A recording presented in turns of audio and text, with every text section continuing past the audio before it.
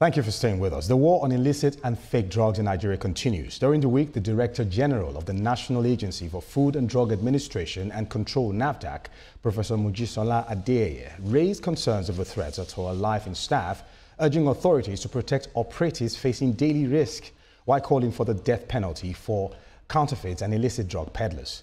Adeyeye made the disclosure while addressing reporters at the Presidential Villa Abuja, where she had gone to speak on the agency's recent large-scale enforcement operation across 3 major open drug markets in Onitsha, Aba and Lagos. She described the seizure as the biggest in NAFDAC's history, adding that the value of illicit and fake drugs was estimated at 1 trillion naira. She called on the National Assembly to expedite the amendment of the NAFDAC Act and the Counterfeit and Fake Drugs and Unwholesome Processed Foods C-34 Act to include life sentences and the death penalty for the crimes committed under these acts. Now, of course, I still have Dr. Adeni Ojikutu in the house. Olayinka Dan is still right here standing by on Zoom for us. Now, Doctor, very quickly, with the way things are going right now, I can really tell that there are problems at the moment. Now, the situation with this whole seizure, over 87 trucks, of fake drugs. Is that a ploy to wipe out Nigerians? Do you think there's a grand scheme somewhere that is militating against, the welfare of Nigerians? I mean, how did we come to this point?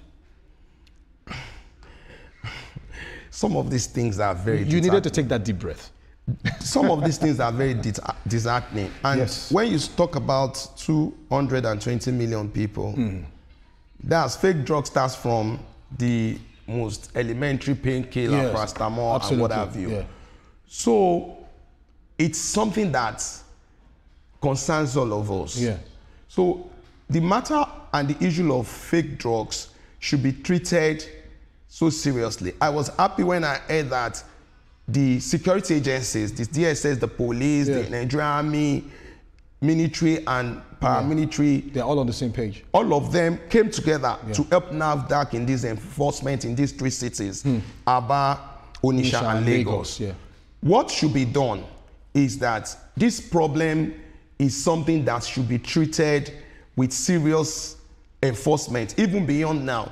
If the enforcement is done maybe biannually, it should be increased.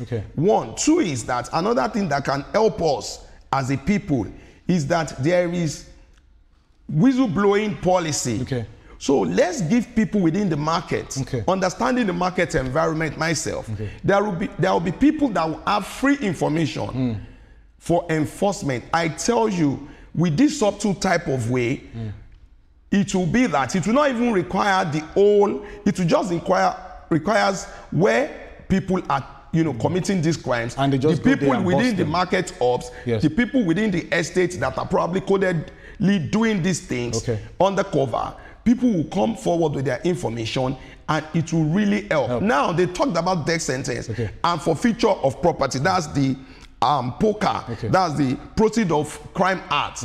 It should be included. If that is included, if POCA is included, you know that if you have gotten an ill-gotten wealth, you've gotten an estate or properties, those properties will be confiscated by law and it becomes the property of the government. If that is done, it would reduce the counterfeiting. Thank you very much. Olayinka, very quickly, the NAFDAC boss has decried threats to her life and her staff and asking for improved, sophisticated security. Don't you think it's about time? And if you would suggest any apparatus, what would be your suggestion? Yeah, for me, if you remember, during the late Dora killing, absolutely, there was an assassination attempt on her, if you remember. That even the bullet went through a headgear or something. Yeah, true.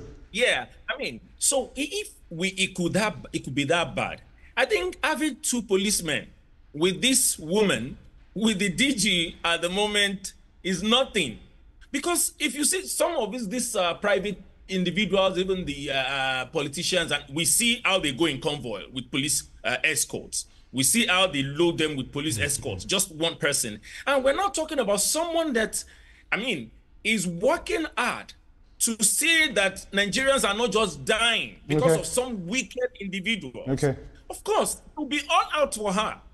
So we need all the security we can get for this woman. Okay. I think she's not asking for too much. And I think Nigerians should consider that the government, the federal government, should look into this critically and give this, give the DG enough security apparatus. Okay, like she said, it's not a life she wants to live. But unfortunately, where we are, we have to safeguard this woman. If we want her to do a job, okay. And look, only her. If you remember also, one of the agents, a child was kidnapped.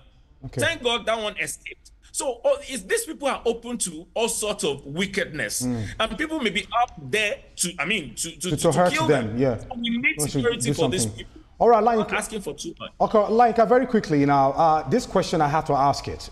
We don't have much time. Are you sure there aren't private hospitals who are in bed with these fake drug peddlers? Because 87 trucks of substandard drugs is very worrying. Are you sure we don't have private hospitals who are also patronizing these people? Because you can't be investing billions into counterfeit drugs if you don't have patronage. What do you think is going on? Do you think we should start, investigating some of these private hospitals who might be dealing with these fake peddlers?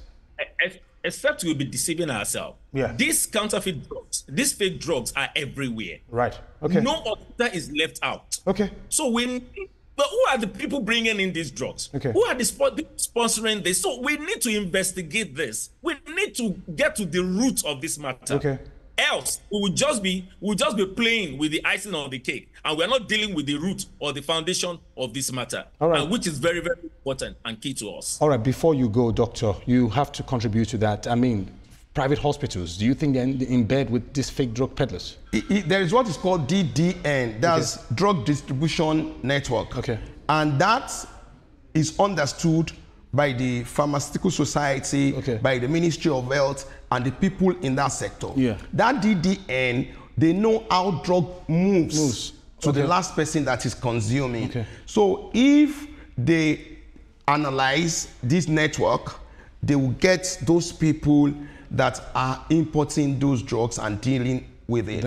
If we go ahead in this property confiscation, the Proceeds of Crime Act, in getting them, what is their motivation? They want to make money. They want, shortcuts. So by the time you seize the property, you prosecute the big, wigs, then you seize their properties that they are using the ill-gotten wealth to acquire. I tell you that would, and let me tell you, if major prosecution happen in that sector, people will run and stop these, very criminal acts, because it's directly endangering the health of the people of our country. All right, so Olayinka, before we go finally, what's your final take with all of this issue with the fake drug peddling? I mean, what should be the final stand of the government in at least arresting those who are actually pushing and, peddling these illicit drugs into the country?